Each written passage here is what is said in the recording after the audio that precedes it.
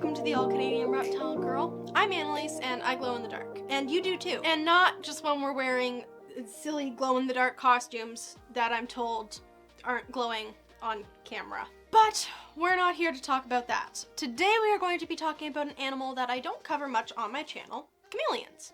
And in the spirit of Halloween, which is only a few days away from me if you're watching this in the future and wondering why I'm wearing this ridiculous getup, today we are going to learn about chameleons' glow-in-the-dark skeletons. Yes, you heard that right. Glow-in-the-dark skeletons. Let's go. Can we turn some lights on? Other than this, it's blinding me and I can't see what else is going on. So can we? Yes, we can.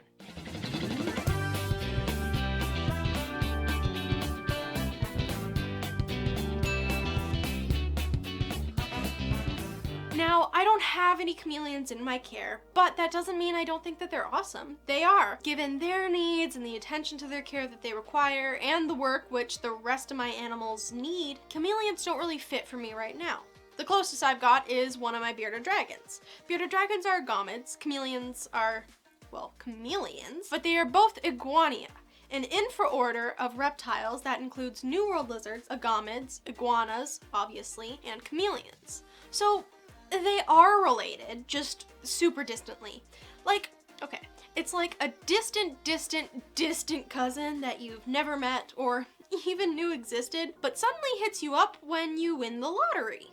Kind of like that. Anyway, this is Pirate Pete, and he's missing a few body parts, but that's a story for another day. While he's about the size of a chameleon, some species at least, and he changes color like a chameleon, I guess, a bit. He's arguably not quite as cool or exotic as a chameleon, but I think he's awesome, and he's gonna do his best today to fill in for a chameleon. Maybe I should color correct him in editing to make him green. Would that help? Let's see. Ooh. Ah. Okay, I'm already exhausted thinking about how much I'll have to keyframe the mask just for this little bit. Let's just move on with his natural color, yeah?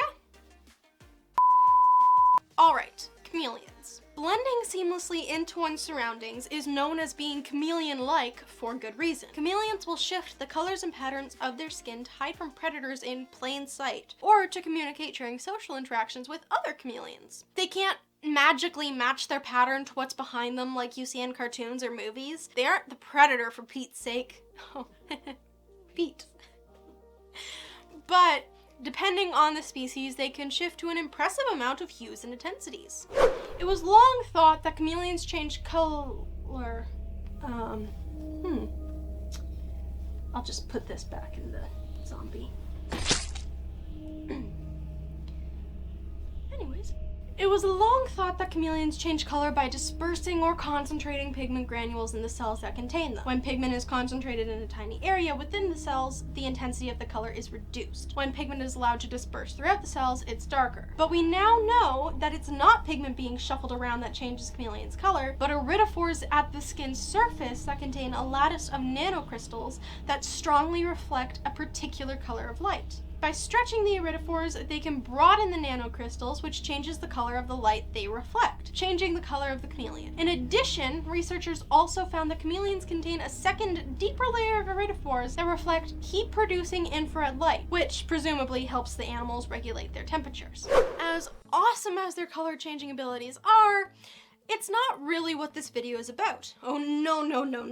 As if their color-changing ability wasn't enough, scientists have recently discovered that chameleons are among the first known terrestrial squamates that display and use fluorescence. Their bones, particularly on their heads and faces, actually fluoresce through their skin, creating glow-in-the-dark patterns. Now, biologists have long known that bones glow under UV or ultraviolet light. Yes, even yours. You might not have known that because, unless something has gone terribly wrong, our bones are usually covered by our meat suit and are rarely out to have this property observed. However, chameleons have figured out a way to harness this characteristic to display visible fluorescent patterns through their skin. I feel I should pad out the video for the algorithm. Take a minute to explain the difference between fluorescence and bioluminescence. Fluorescence occurs when special structures glow in the presence of certain wavelengths of light. Bioluminescence is when light is generated by a chemical reaction within an animal's body. Fireflies blinking away to communicate with each other are a great example of bioluminescence. They mix chemicals in their abdomens to generate little bursts of light, while scorpions have a haline layer in their exoskeleton that glows under UV light. A wonderful example of fluorescence. I mentioned earlier that bones glow under UV light. This is because they are made up of, among other things, calcium and phosphorus. I made a comment in the intro about glowing in the dark. Well, if our bones got to be on the outside, we do that through fluorescence, but we are also bioluminescent. Chemical processes within our cells actually generate a small bit of light. It is about 1,000 times too dim for us to be able to see, but it's there. I wish I had a joke here about being bright or dim. Oh, I know. Maybe people say pregnant women glow because they're growing a second fluorescent and bioluminescent being within them. I think your jokes need a little bit of work. That one was the brightest of the batch. Oh my word. Another quick detour about glow-in-the-dark bones. As bones decay, the white phosphorus in them reacts with oxygen to create a gas that emits an eerie glow. I wonder how many spooky ghost stories were inspired by the faintly glowing gas oozing out of the ground in old graveyards. Spooky, right? Know what else is spooky? Tackling YouTube alone. But with some glowing endorsements and support from my patrons, it's a whole lot easier. Oh my god. What? Nothing. I appreciate my patrons. Yeah, and you should, but I don't know that they appreciate your jokes.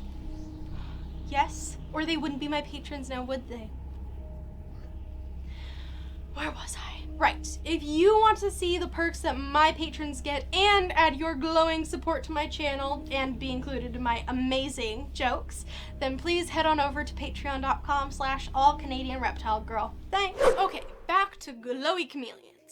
Researchers looked at over 300 specimens from over 50 species of chameleons and photographed both living and preserved specimens, illuminating them with UV light to reveal their glowy patterns. They then used microcomputed tomography, 3D X-ray imaging on the microscopic level, to literally connect the dots, matching the glowing spots in the patterns to raised bumps in the lizard's bones, known as tubercles. The thin skin stretched over these tubercles acts as a window, allowing UV light to reach the bone and then enabling the shine to reflect through the thin layer of skin, which acts as a kind of filter, casting the fluorescence that we can see to be on the blue end of the spectrum. In dim, shadowy, humid forest habitats, intermittently visible fluorescent patterns could allow lizards to signal each other without drawing the attention of predators. Some species showed fluorescent markings across their whole bodies as well, but most showed patterning primarily on their heads and faces, particularly clustered around the chameleon's eyes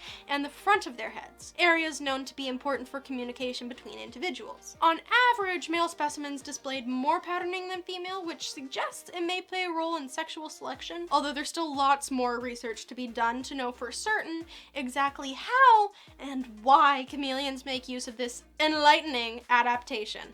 Cool stuff, eh? Fluorescence has been reported across a ton of plant species, invertebrates and marine vertebrates, but this discovery, and an even more recently discovered in a species of tree frog, demonstrates that fluorescence in terrestrial vertebrates has been underestimated until now, and its role in biology, communication, and mating is largely unexplored. We've been keeping, breeding, and studying chameleons for decades, and we're just finding out about this now.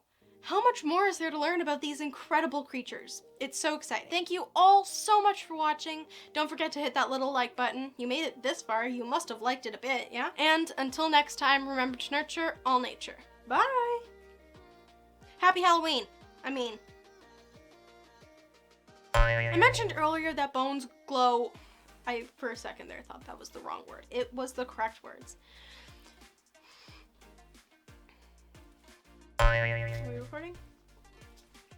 Oh, yes. Gently. I need to stop moving this. Yes, gently, I need to stop moving this. That was the answer to are we recording?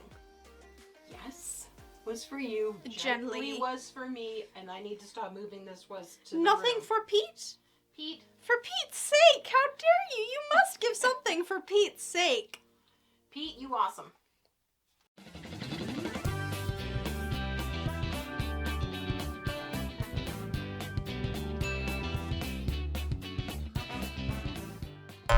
Firefly's binking away. Thinking? Shush! I have a cold.